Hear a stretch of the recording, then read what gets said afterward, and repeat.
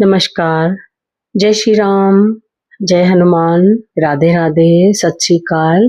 आप सभी का स्वागत है श्री जी पद पर। मैं स्टार्टिंग में ही एक बात बहुत विनम्रता से कहना चाहती हूँ। मैं कोई बड़ी ज्ञानी या कथावाचक नहीं हूँ और संस्कृत पर भी मेरा पूरा अधिकार नहीं है। मैं बस एक साधक हूँ और जो पूरे दिल से भगवान श्री कृष्ण के वचनों से जुड़ना चाहती हूँ और वही भाव आप तक पहुंचाना चाहती हूँ। आज का यह गीता पाठ विशेष रूप से उन लोगों के लिए है जो पूरे मन से शास्त्र स्वाध्याय करना चाहते हैं, श्रीमद् भगवद गीता का अध्याय करना चाहते हैं, लेकिन किसी न किसी मजबूरी के कारण स्वयं पढ़ नहीं पा रहे। अब ये मजबूरी आपको बहुत अच्छे से पता होगी कि आपकी अपनी क्या मजबूरी है। कारण कुछ भी हो सकता है जिसकी वजह से आप पढ़ नहीं पा रहे, शास्त्र स्वाध्याय नहीं कर पा रहे हैं। तो ये वीडियो सिर्फ उन्हीं लोगों के लिए है। यदि श्लोकों के उच्चारण में अनजाने में कोई त्रुटि हो जाए, कोई गलती हो जाए, तो कृपया मुझे क्षमा कीजिएगा। मेरा भाव शुद्ध है और उद्देश्य केवल सेवा है।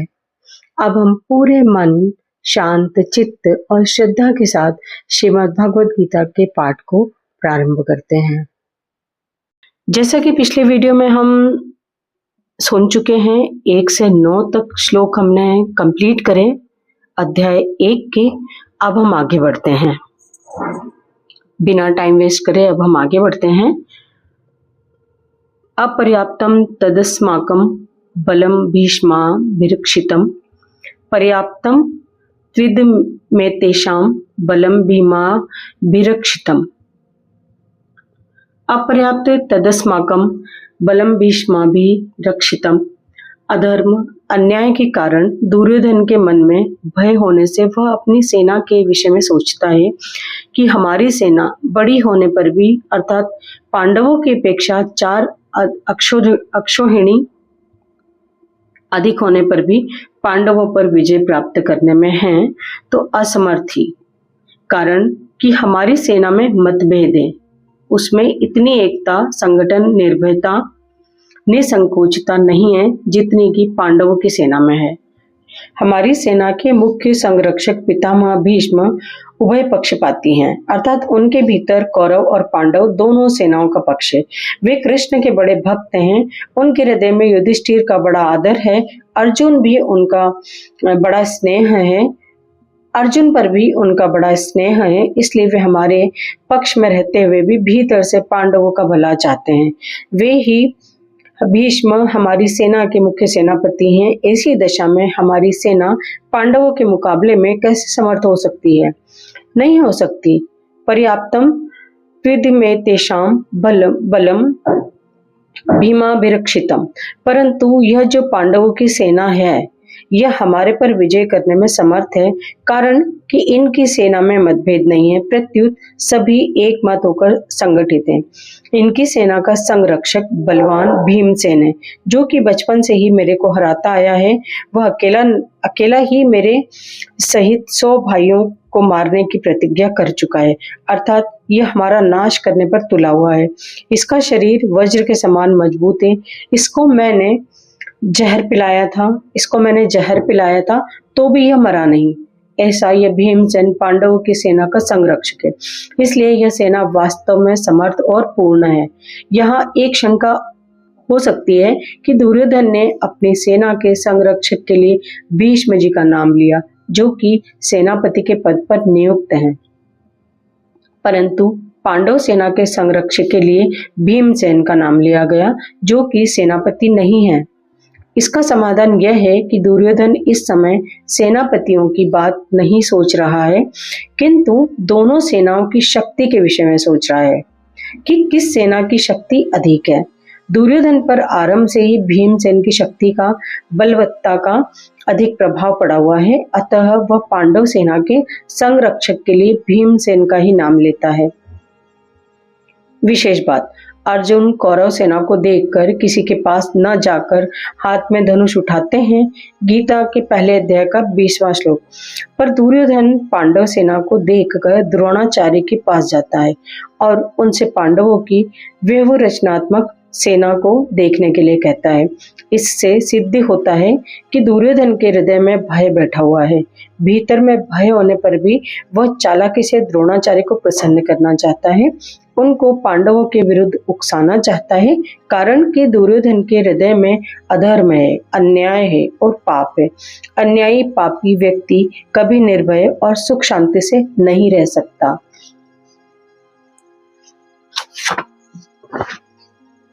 यह नियम है, परंतु अर्जुन के भीतर धर्म है, न्याय है, इसलिए अर्जुन के भीतर अपना स्वार्थ सिद्ध करने के लिए चालाकी नहीं है, भय नहीं है, किंतु उत्साह है, वीरता है। तभी तो वीरता में आकर सेना निरीक्षण करने के लिए भगवान को आज्ञा देते हैं कि हे अच्युत, दोनों सेनाओं के मध्य में मेरे रथ को खड़ा कर दीजिए। पहले अध्याय का 21वां श्लोक। इसका तात्पर्य है कि जिसके भीतर नाशवान धन संपत्ति आदि का आश्रय है, आदर है, और जिसके भीतर अधर्म है, अन्याय है, दुर्भाव है, उसके भीतर वास्तविक बल नहीं होता और वह कभी निर्भय नहीं होता। परंतु जिसके भीतर अपने धर्म का पालन है और भगवान का आश्रय है, वह कभी भयभीत नहीं होता, उसका बल सच्चा होता है, यह सदा निश्चिंत और निर्भय रहता है। अतः अपना कल्याण चाहने वाले साधकों को अधर्म, अन्याय आदि का सर्वथा त्याग करके और एकमात्र भगवान का आश्रय लेकर भगवत प्रीत्यर्थ अपने धर्म का अनुष्ठान करना चाहिए। भौतिक संपत्ति को महत्व देकर और संयोग जन्य सुख के प्रलोभन में फंसकर कभी अधर्म का आश्रय नहीं लेना चाहिए, क्योंकि इन दोनों से मनुष्य का कभी हित नहीं होता, प्रत्युत अहित ही होता है। परिशिष्ट भाव। अर्जुन ने अस्त्र शस्त्रों से सुसज्जित नारायणी सेना को छोड़कर निःशस्त्र भगवान श्री कृष्ण को स्वीकार किया था और दुर्योधन ने भगवान को छोड़कर उनकी नारायणी सेना को स्वीकार किया था। तात्पर्य है कि अर्जुन की दृष्टि भगवान पर थी और दुर्योधन की दृष्टि वैभव पर थी। जिसकी दृष्टि भगवान पर होती है उसका हृदय बलवान होता है, क्योंकि भगवान का बल सच्चा है, परंतु जिसकी दृष्टि सांसारिक वैभव पर होती है उसका हृदय कमजोर होता है, क्योंकि संसार का बल कच्चा है। संबंध। अब दुर्योधन पितामह भीष्म को प्रसन्न करने के लिए अपनी सेना सभी महारथियों से कहता है, अयनेषु च सर्वेषु यथा भागम वस्थिताः भीष्ममेवा विरक्षन्तु भवन्तः सर्व एव हि। व्याख्या। अवनेषु च सर्वेषु भवन्तः सर्व एव ही। जिन जिन मोर्चों पर आपकी नियुक्ति कर दी गई है, आप सभी योद्धा लोग उन्हीं मोर्चों पर दृढ़ता से स्थित रहते हुए सब तरफ से, सब प्रकार से भीष्म जी की रक्षा करें। भीष्म जी की सब ओर से रक्षा करें, यह कहकर दुर्योधन भीष्म जी को भीतर से अपने पक्ष में लाना चाहता है। ऐसा कहने का दूसरा भाव यह है कि जब भीष्म जी युद्ध करें तब किसी भी व्यूह द्वार से शिखंडी उनके सामने न आ जाए। इसका आप लोग ख्याल रखें, अगर शिखंडी उनके सामने आ गया तो भीष्म जी उस पर शस्त्रास्त्र नहीं चलाएंगे, कारण कि शिखंडी पहले जन्म में भी स्त्री था और इस जन्म में भी पहले स्त्री था, पीछे पुरुष बना, इसलिए भीष्म जी इसको स्त्री ही समझते हैं और उन्होंने शिखंडी से युद्ध न करने की प्रतिज्ञा कर रखी है। यह शिखंडी शंकर के वरदान से भीष्म जी को मारने के लिए ही पैदा हुआ है। अतः जब शिखंडी से भीष्म जी की रक्षा हो जाएगी तो फिर वे सबको मार देंगे, जिससे निश्चित ही हमारी विजय होगी। इस बात को लेकर दुर्योधन सभी महारथियों से भीष्म जी की रक्षा करने के लिए कह रहा है।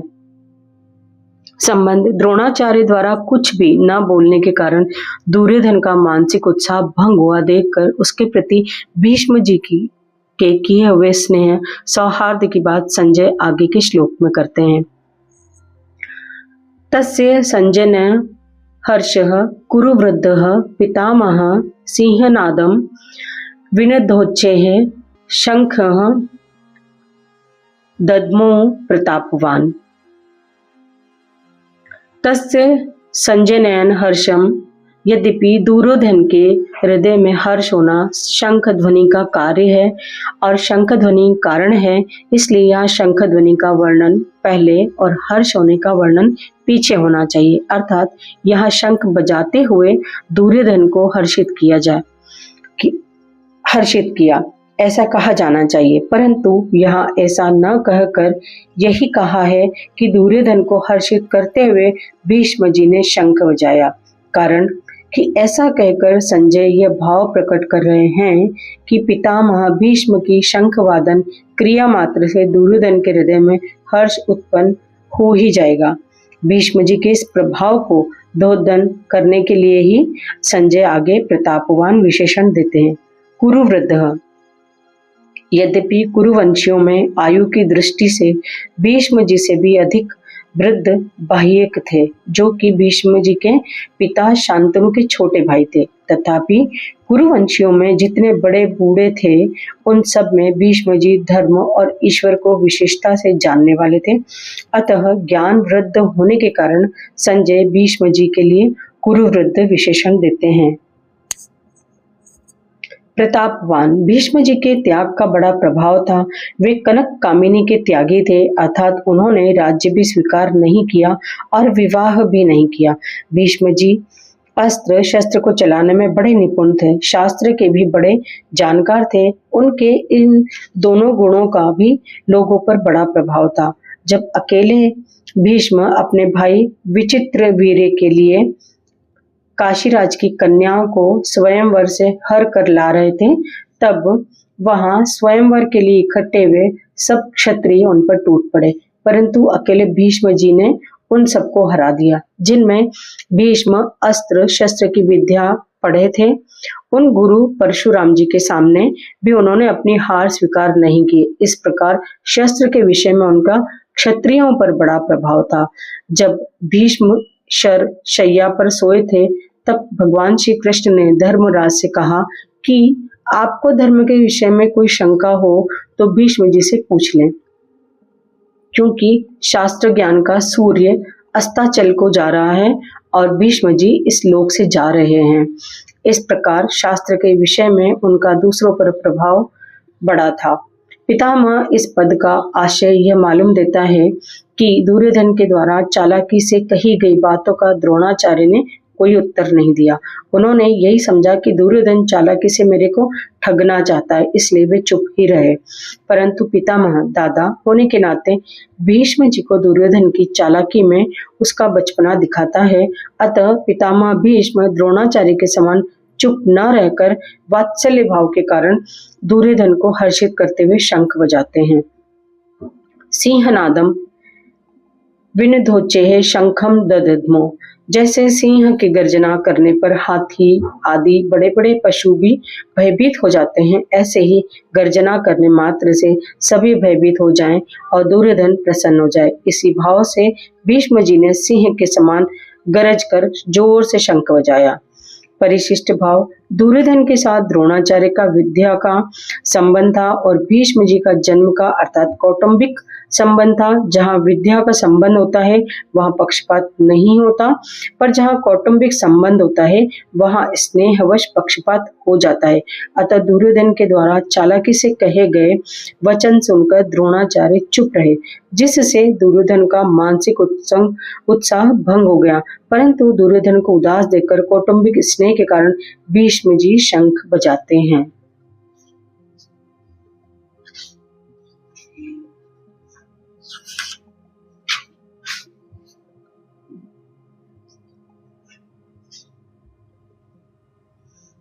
संबंध। पितामह भीष्म के द्वारा शंख बजाने का परिणाम क्या हुआ, इसको संजय आगे के श्लोक में कहते हैं। तत् शंखाश्च भैर्यश्च पर्णवान कगोमुखाः सहसैवाभ्य हन्यन्त सशब्दस्तु मूला भवत। व्याख्या। तत् शंखाश्च भैर्यश्च पर्णवानक गोमुखाः।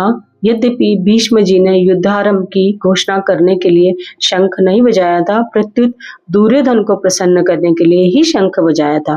तथापि कौरव सेना ने भीष्म जी के शंख वादन को युद्ध की घोषणा ही समझा। अतः भीष्म जी के शंख बजाने पर कौरव सेना के शंख आदि सब बाजे एक साथ बज उठे। शंख समुद्र से उत्पन्न होते हैं। ये ठाकुर जी की सेवा पूजा में रखे जाते हैं और आरती उतारने आदि के काम में आते हैं। मांगलिक कार्यों में तथा युद्ध के आरंभ में ये मुख से फूंक देकर बजाए जाते हैं। भेरी नाम नगाड़ों का है। जो बड़े नगाड़े होते हैं उनको नौबत कहते हैं। ये नगाड़े लोहे के बने हुए और भैंस के चमड़े से मढ़े हुए होते हैं तथा लकड़ी के डंडे से बजाए जाते हैं। ये मंदिरों में एवं राजाओं के किलों में रखे जाते हैं। उत्सव और मांगलिक कार्यों में ये विशेषता से बजाए जाते हैं। ये राजाओं के यहाँ ये रोज बजाए जाते हैं। पणव नाम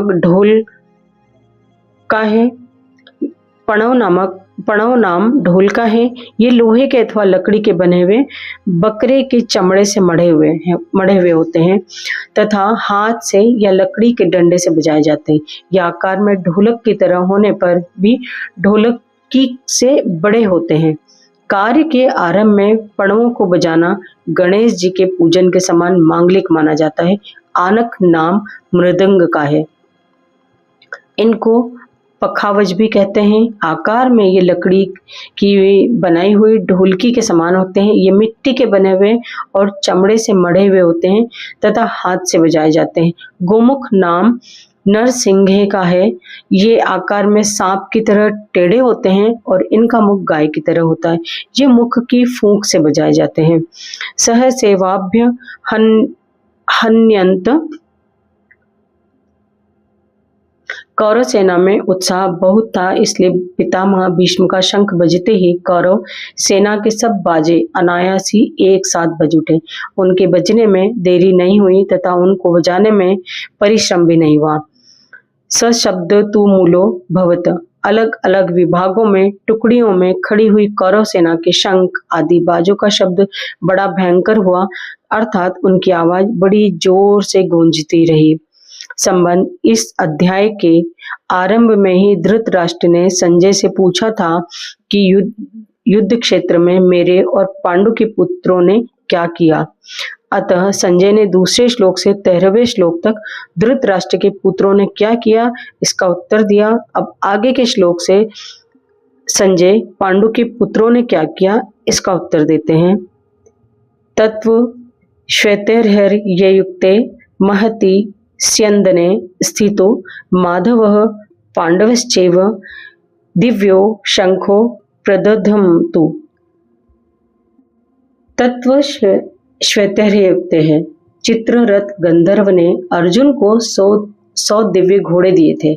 इन घोड़ों में यह विशेषता थी कि इनमें से युद्ध में कितने ही घोड़े क्यों न मारे जाएं, पर ये संख्या में 100 के 100 ही बने रहते थे, कम नहीं होते थे। ये पृथ्वी स्वर्ग आदि सभी स्थानों में जा सकते थे। इन्हीं 100 घोड़ों में से सुंदर और सुशिक्षित 4 सफेद घोड़े अर्जुन के रथ में जुटे हुए थे। महति स्यन्दने स्थितो। यज्ञों में आहुति रूप से दिए गए घी को खाते खाते अग्नि को अजीर्ण हो गया था, इसलिए अग्निदेव खांडव वन की विलक्षण जड़ी बूटियां खाकर जलाकर अपना अजीर्ण दूर करना चाहते थे, परंतु देवताओं के द्वारा खांडव वन की रक्षा की जाने के कारण अग्निदेव अपने कार्य में सफल नहीं हो पाते थे। वे जब जब खांडव वन को जलाते तब तब इंद्र वर्षा करके अग्नि को बुझा देते। अंत में अर्जुन की सहायता से अग्नि ने उस पूरे वन को जलाकर अपना अजीर्ण दूर किया और प्रसन्न होकर अर्जुन को यह बहुत बड़ा रथ दिया। 9 बैलगाड़ियों में जितने अस्त्र शस्त्र आ सकते हैं उतने अस्त्र शस्त्र इस रथ में पड़े रहते थे। यह सेना से मढ़ा हुआ और तेजोमय था। इसके पहिए बड़े ही दृढ़ और विशाल थे। इसकी ध्वजा बिजली के समान चमकती थी। यह ध्वजा 1 योजन 4 कोस तक फहराया करती थी। इतनी लंबी होने पर भी इसमें न तो बोझ था, न यह कहीं रुकती थी और न ही कहीं वृक्ष आदि में अटकती ही थी। इस ध्वजा पर हनुमान जी विराजमान थे। स्थित हो कहने का तात्पर्य है कि उस सुंदर और तेजोमय रथ पर साक्षात भगवान श्री कृष्ण और उनके प्यारे भक्त अर्जुन के विराजमान होने से उस रथ की शोभा और तेज बहुत ज्यादा बढ़ गई थी। माधव पांडवश्चैव। मां नाम लक्ष्मी का है और धव नाम पति का है। अतः माधव नाम लक्ष्मीपति का है, यहाँ पांडव नाम अर्जुन का है, क्योंकि अर्जुन सभी पांडवों में मुख्य है। पांडवानाम धनंजय। अर्जुन नर के और श्री कृष्ण नारायण के अवतार थे। महाभारत के प्रत्येक पर्व के आरंभ में नर और नारायण को नमस्कार किया गया है। नारायण नमस्कृत्य नरम चैव नरोत्तमम। इस दृष्टि से पांडव सेना में भगवान श्री कृष्ण और अर्जुन ये दोनों मुख्य थे। संजय ने भी गीता के अंत में कहा है कि जहाँ योगेश्वर भगवान श्री कृष्ण और गांडविक धनुषधारी अर्जुन रहेंगे, वहीं पर श्री विजय विभूति और अटल नीति रहेगी। दिव्यो शंखो प्रथमतु। भगवान श्री कृष्ण और अर्जुन के हाथों में जो शंख थे वे तेजोमय और अलौकिक थे। उन शंखों को उन्होंने बड़े जोर से बजाया। यहाँ शंका हो सकती है कि कौरव पक्ष में मुख्य सेनापति पितामह भीष्म है, इसलिए उनका सबसे पहले शंख बजाना ठीक ही है। परंतु पांडव सेना में मुख्य सेनापति धृष्टद्युम्न के रहते हुए भी सारथी बने हुए भगवान श्री कृष्ण ने सबसे पहले शंख क्यों बजाया? इसका समाधान है कि भगवान सारथी बने चाहे महारथी बने, उनकी मुख्यता कभी मिट नहीं सकती। वे जिस किसी भी पद पर रहें, सदा सबके बड़े ही बने रहते हैं, कारण कि वे अच्युत हैं, कभी च्युत होते ही नहीं। पांडव सेना में भगवान श्री कृष्ण ही मुख्य थे और वे ही सबका संचालन करते थे। जब वे बाल्यावस्था में थे, उस समय भी नंद, उपनंद आदि उनकी बात मानते थे। तभी तो उन्होंने बालक श्री कृष्ण के कहने से परंपरा से चली आई इंद्र पूजा छोड़कर गोवर्धन की पूजा करना शुरू कर दी। तात्पर्य है कि भगवान जिस किसी अवस्था में, जिस किसी स्थान पर और जहाँ कहीं भी रहते हैं, वहाँ वे मुख्य ही रहते हैं। इसलिए भगवान ने पांडव सेना में सबसे पहले शंख बजाया। जो स्वयं छोटा होता है वही ऊंचे स्थान पर नियुक्त होने से बड़ा बन जाता है। अतः जो ऊंचे स्थान के कारण अपने को बड़ा मानता है, वह स्वयं वास्तव में बहुत छोटा ही होता है।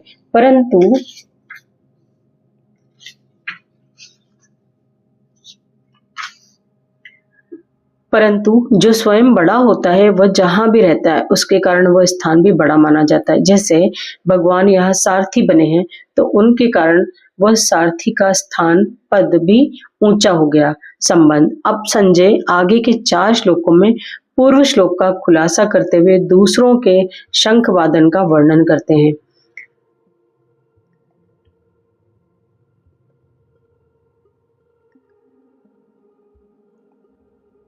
पांजन्य ऋषिकेशो देवदत्तम धनंजयः पौंड्रम दद्मो महाशंखम भीमकर्मा वृकोदरः। पांडवजन्य ऋषिकेश सबके अंतर्यामी अर्थात सबके भीतर की बात जानने वाले साक्षात भगवान श्री कृष्ण ने पांडवों के पक्ष में खड़े होकर पांचजन्य नामक शंख बजाया। भगवान ने पंचजन नामक शंख रूपधारी दैत्य को मारकर उसको शंख रूप से ग्रहण किया था, इसलिए शंख का नाम पांचजन्य हो गया। देवदत्तम धनंजय राजसूय यज्ञ के समय अर्जुन ने बहुत से राजाओं को जीतकर बहुत धन इकट्ठा किया था, इस कारण अर्जुन का नाम धनंजय पड़ गया। निवात कवचादि दैत्यों के साथ युद्ध करते समय इंद्र ने अर्जुन को देवदत्त नाम का शंख दिया था। उस शंख की ध्वनि बड़े जोर से होती थी, जिससे शत्रुओं की सेना घबरा जाती थी। इस शंख को अर्जुन ने बजाया। पांडव दद्मो महाशंख भीमकर्मा वृकोदरः। हिडिंबासुर, बक्कासुर, जटासुर आदि असुरों तथा कीचक, जरासंध आदि बलवान वीरों को मारने के कारण भीमसेन का नाम भीमकर्मा पड़ गया। उनके पेट में जठराग्नि के सिवाय वृक नाम की एक विशेष अग्नि थी, जिससे बहुत अधिक भोजन पचता था, इस कारण उनका नाम वृकोदर पड़ गया। ऐसे भीमकर्मा वृकोदर भीमसेन ने बहुत बड़े आकार वाला पौंड्रम नामक शंख बजाया। अनंत विजयम राजा कुंती पुत्रो युधिष्ठिरः नकुल सहदेवस्य सुघोष मणि पुष्पको। अनंत विजयम राजा सुघोषणी पुष्पको। अर्जुन, भीम और युधिष्ठिर ये तीनों कुंती के पुत्र हैं तथा नकुल और सहदेव ये दोनों माद्री के पुत्र हैं। यह विभाग दिखाने के लिए ही यहाँ युधिष्ठिर के लिए कुंती पुत्र विशेषण दिया गया। युधिष्ठिर को राजा कहने का तात्पर्य कि युधिष्ठिर जी वनवास के पहले अपने आधे राज्य इंद्रप्रस्थ के राजा थे और नियम के अनुसार 12 वर्ष वनवास और 1 वर्ष अज्ञातवास के बाद वे राजा होने चाहिए थे। राजा विशेषण देकर संजय यह भी संकेत करना चाहते हैं कि आगे चलकर धर्मराज युधिष्ठिर ही संपूर्ण पृथ्वी मंडल के राजा होंगे। काश्यश्च परमेश्वासा शिखंडी च महारथ धृष्टद्युम्नो विराटश्च सात्विकिश्चापु राजितः द्रुपदो द्रौपदेयाश्च सर्वशः पृथिवीपते सौभद्रश्च महाबाहुः शंखदद्मो पृथक् पृथक्। काश्यश्च परमेश्वासः शंखादद्मो पृथक पृथक। महारथी शिखंडी बहुत शूरवीर था। यह पहले जन्म में स्त्री काशीराज की कन्या अम्बा था और इस जन्म में राजा द्रुपद की पुत्री से पुत्री रूप से प्राप्त हुआ था। आगे चलकर यह शिखंडी स्थूणाकर्ण नामक यक्ष से पुरुषत्व प्राप्त करके पुरुष बना। भीष्म जी इन सब बातों को जानते थे और शिखंडी को स्त्री ही समझते थे, इस कारण वे इस पर बाण नहीं चलाते थे। अर्जुन ने युद्ध के समय इसी को आगे करके भीष्म जी पर बाण चलाए और उनको रथ से नीचे गिरा दिया। अर्जुन का पुत्र अभिमन्यु बहुत शूरवीर था। युद्ध के समय इसने द्रोण निर्मित चक्रव्यूह में घुसकर अपने पराक्रम से बहुत से वीरों का संहार किया। अंत में कौरव सेना के 6 महारथियों ने इसको अन्यायपूर्वक घेर कर इस पर शस्त्र अस्त्र चलाए। दुशासन पुत्र के द्वारा सिर पर गदा का प्रहार होने से इसकी मृत्यु हो गई। संजय ने शंखवादन के वर्णन में कौरव सेना के शूरवीरों में से केवल भीष्म जी का ही नाम लिया और पांडव सेना के शूरवीरों में से भगवान श्री कृष्ण, अर्जुन, भीम आदि 18 वीरों के नाम लिए। इससे ऐसा प्रतीत होता है कि संजय के मन में अधर्म के पक्ष कौरव सेना का आदर नहीं है, इसलिए वे अधर्म के पक्ष का अधिक वर्णन करना उचित नहीं समझते, परंतु उनके मन में धर्म के पक्ष पांडव सेना का आदर होने से और भगवान श्री कृष्ण तथा पांडवों के प्रति आदर भाव होने से उनके पक्ष का ही अधिक वर्णन करना उचित समझते हैं और उनके पक्ष का वर्णन करने में ही उनको आनंद आ रहा है। संबंध पांडव सेना की शंखवादन का कौरव सेना पर क्या असर हुआ, इसको आगे के श्लोक में कहते हैं। सघोषो धात्र राष्ट्राणाम हृदयानि व्यधारयत नभश्च पृथिवीं चैव तुमुलो व्यनुनादयन्। पांडव सेना की वह शंख ध्वनि इतनी विशाल, गहरी, ऊंची और भयंकर हुई कि उस ध्वनि प्रतिध्वनि से पृथ्वी और आकाश के बीच का भाग गूंज उठा। उस शब्द से अन्यायपूर्वक राज्य को हड़पने वालों के और उनकी सहायता के लिए उनके पक्ष में खड़े हुए राजाओं के हृदय विदीर्ण हो गए। तात्पर्य है कि हृदय को किसी अस्त्र शस्त्र से विदीर्ण करने से जैसी पीड़ा होती है, वैसी ही पीड़ा उनके हृदय में शंख ध्वनि से हो गई। उस शंख ध्वनि ने कौरव सेना के हृदय में युद्ध का जो उत्साह था, बल था, उसको कमजोर बना दिया, जिससे उनके हृदय में पांडव सेना का भय उत्पन्न हो गया। संजय ये बात धृतराष्ट्र को सुना रहे हैं। धृतराष्ट्र के सामने ही संजय का धृतराष्ट्र के पुत्रों अर्थात संबंधियों के हृदय विदीर्ण कर दिए।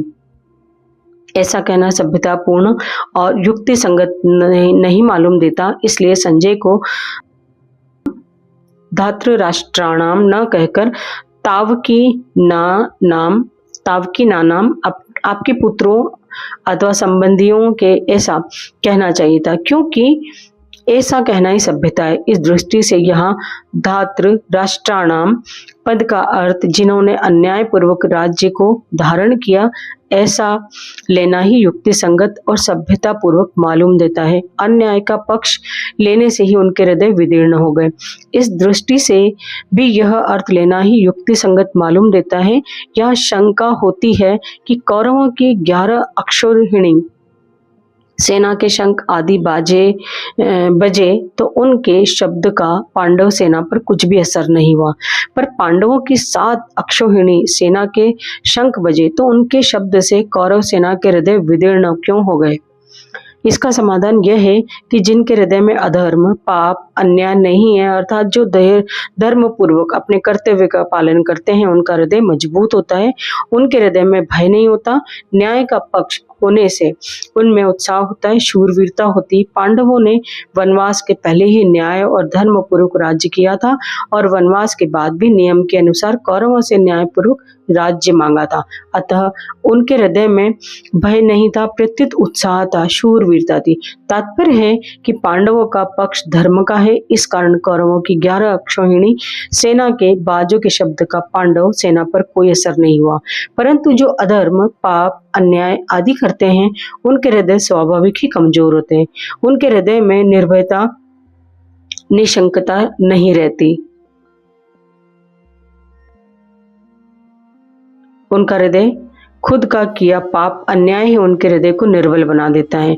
अधर्म अधर्मी को खा जाता है। दुर्योधन आदि ने पांडवों को अन्याय पूर्वक मारने का बहुत प्रयास किया था। उन्होंने छल कपट से अन्याय पूर्वक पांडवों का राज्य छीना था और उनको बहुत कष्ट दिए थे। इस कारण उनके हृदय कमजोर, निर्बल हो चुके थे। तात्पर्य है कि कौरवों का पक्ष अधर्म का था, इसलिए पांडवों के साथ अक्षौहिणी सेना की शंख ध्वनि से उनके हृदय विदीर्ण हो गए, उनमें बड़े जोर की पीड़ा हो गई। इस प्रसंग से साधक को सावधान हो जाना चाहिए कि उसके द्वारा अपने शरीर, वाणी, मन से कभी भी कोई अन्याय और अधर्म का आचरण न हो।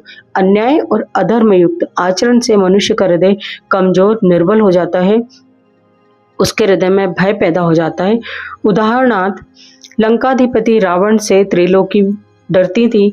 वही रावण जब सीता जी का हरण करने जाता है तब भयभीत होकर इधर उधर देखता है। इसलिए साधक को चाहिए कि वह अन्याय, अधर्म युक्त आचरण कभी ना करे।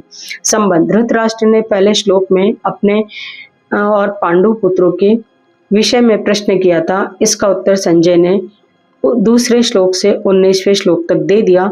अब संजय भगवद गीता के प्राकट्य का प्रसंग आगे के श्लोक से आरंभ करते हैं।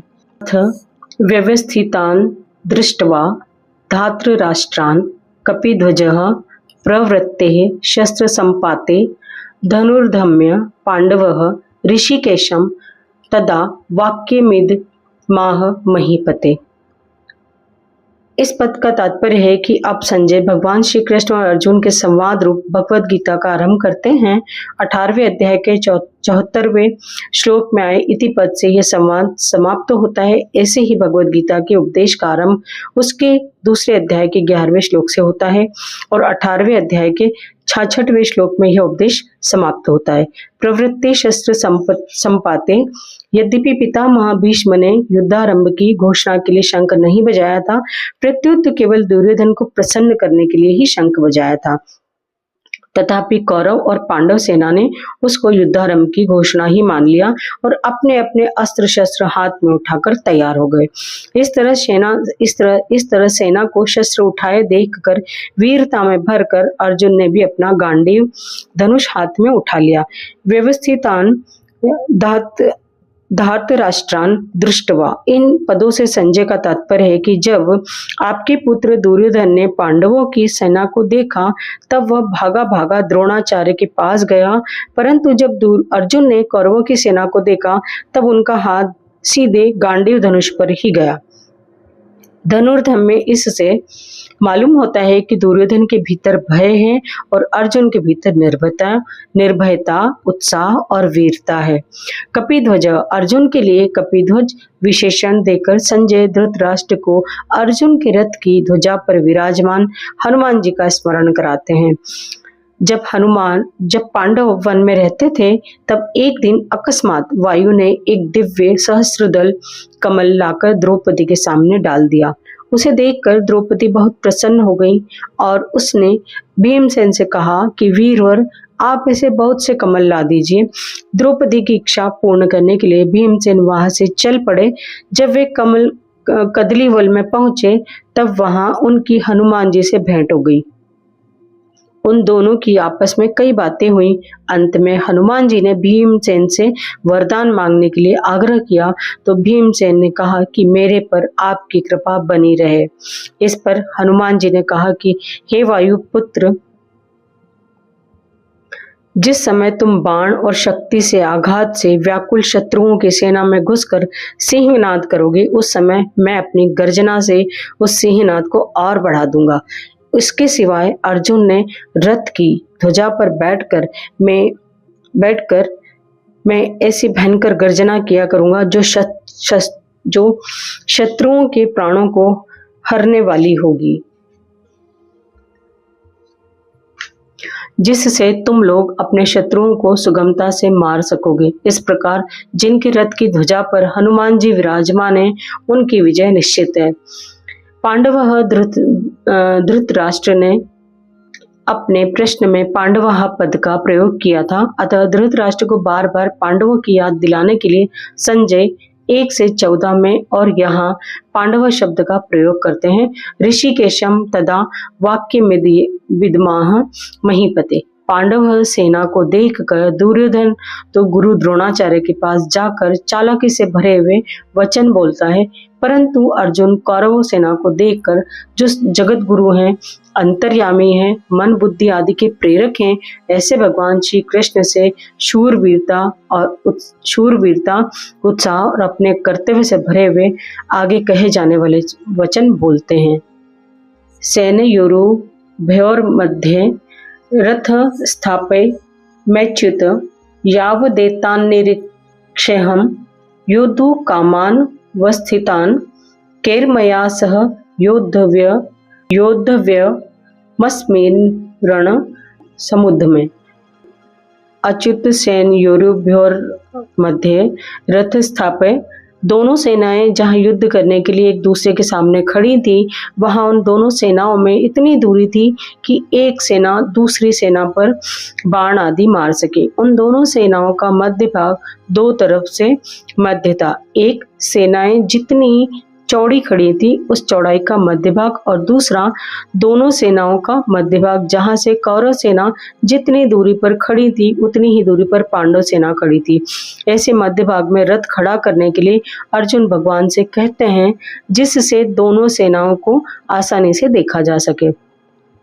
सेन योरुभ्योर मध्य पद गीता में 3 बार आया है। यहाँ इसी अध्याय के 24वें श्लोक में और दूसरे अध्याय के 10वें श्लोक में 3 बार आने का तात्पर्य है कि पहले अर्जुन शूरवीरता के साथ अपने रथ को दोनों सेनाओं के बीच में खड़ा करने की आज्ञा देते हैं, पहले अध्याय का 21वां श्लोक। फिर भगवान दोनों सेनाओं के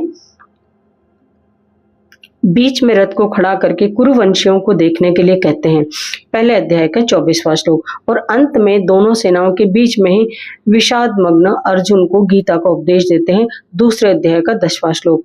इस प्रकार पहले अर्जुन में शूरवीरता थी, बीच में कुटुंबियों को देखने से मोह के कारण उनकी युद्ध से उपरति हो गई, और अंत में उनको भगवान से गीता का महान उपदेश प्राप्त हुआ, जिससे उनका मोह दूर हो गया।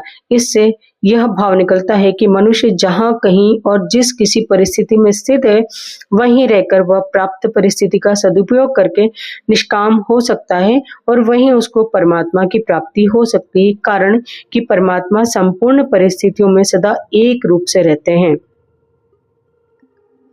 दोनों सेनाओं के बीच में रथ कब तक खड़ा करें, जिस पर अर्जुन कहते हैं कि युद्ध की इच्छा को लेकर कौरव सेना में आए हुए सेना से जितने भी राजा लोग खड़े हैं, उन सब को जब तक मैं देख न लूं तब तक रथ को वहीं खड़ा रखिए। इस युद्ध के उद्योग में मुझे किन किन के साथ युद्ध करना है, उनमें कौन मेरे समान बल वाले हैं, कौन मेरे से कम बल वाले हैं, और कौन मेरे से अधिक बल वाले हैं, उन सबको मैं जरा देख लूं। यहाँ योद्धु कामान पद से अर्जुन कह रहे हैं कि हमने तो संधि की बात ही सोची थी, पर उन्होंने संधि की बात स्वीकार नहीं की, क्योंकि उनके मन में युद्ध करने की ज्यादा इच्छा है। अतः उनको मैं देखूं कि कितने बल को लेकर वे युद्ध करने की इच्छा रखते हैं। योतस्य माना ववेक्षेऽहं य एतेऽत्र समागताः धार्तराष्ट्रस्य दुर्बुद्धिर्युद्धे प्रियचिकीर्षवः। धार्तराष्ट्रीय दुर्बुद्धिर्युद्धे प्रियचिकीर्षवः। यहाँ दुर्योधन को दुष्ट बुद्धि कहकर अर्जुन ये बताना चाहते हैं कि इस दुर्योधन ने हमारा नाश करने के लिए आज तक कई तरह के षड्यंत्र रचे हैं, हमें अपमानित करने के लिए कई तरह के उद्योग किए हैं। नियम के अनुसार और न्यायपूर्वक हम आधे राज्य के अधिकारी हैं, पर उसको भी यह हड़पना चाहते हैं, देना नहीं चाहते। ऐसी तो उसकी दुष्ट बुद्धि है। और यहाँ आए हुए राजा लोग युद्ध में इसका प्रयोग करना चाहते हैं। वास्तव में तो मित्रों का यह कर्तव्य होता है कि वे ऐसा काम करें, ऐसी बात बताएं जिससे अपने मित्र का लोक परलोक में हित हो। परंतु ये राजा लोग दुर्योधन की दुष्ट बुद्धि को शुद्ध न करके उल्टे उसको बढ़ाना चाहते हैं और दुर्योधन से युद्ध कराकर युद्ध में उसकी सहायता करके उसका पतन ही करना चाहते हैं। तात्पर्य है कि दुर्योधन का हित किस बात में है, उसको राज्य भी किस बात से मिलेगा और उसका परलोक भी किस बात से सुधरेगा, इन बातों का वे विचार ही नहीं कर रहे हैं। अगर ये राजा लोग उसको यह सलाह देते हैं कि भाई कम से कम आधा राज्य तुम रखो और पांडवों का आधा राज्य पांडवों को दे दो, इसमें दुर्योधन का आधा राज्य भी रहता और उसका परलोक भी सुधरता। योत्स्य माना विवेक्षाहम यह एतेत्र समागताः, इन युद्ध के लिए उतावले होने वालों को जरा देख तो लूं, इन्होंने अधर्म का, अन्याय का पक्ष लिया है, इसलिए वे हमारे सामने टिक नहीं सकेंगे, नष्ट हो जाएंगे। योत्स्य मानान कहने का तात्पर्य है कि इनके मन में युद्ध की ज्यादा आ रही है, अतः देखूं तो सही कि ये कौन है संबंध। अर्जुन ने ऐसा कहने पर भगवान ने क्या किया, इसको संजय आगे के श्लोकों में कहते हैं। आज की वीडियो यही कंप्लीट होती है। आज के जो भी श्लोक थे वो यही कंप्लीट होते हैं।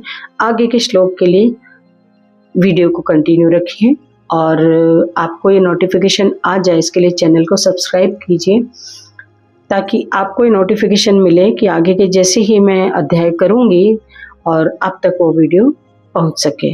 धन्यवाद। यदि आप इस श्रीमद् भगवद गीता पाठ को श्रद्धा से सुन रहे हैं तो जान लीजिए श्रवण भी शास्त्र स्वाध्याय का ही एक पवित्र रूप है। आपका भाव, आपकी श्रद्धा और आपका जुड़ाव भगवान तक अवश्य पहुंचता है। यदि यह वीडियो किसी एक व्यक्ति के भी आध्यात्मिक मार्ग में सहायक बन जाए तो श्रीजी पद का यह प्रयास सफल है। इस वीडियो को उन लोगों तक अवश्य पहुंचाइए जो गीता से जुड़ना चाहते हैं लेकिन पढ़ नहीं पा रहे हैं। आप सभी पर भगवान श्री कृष्ण की कृपा बनी रहे। जय श्री कृष्ण, जय गीता माता, जय श्री राम, जय हनुमान।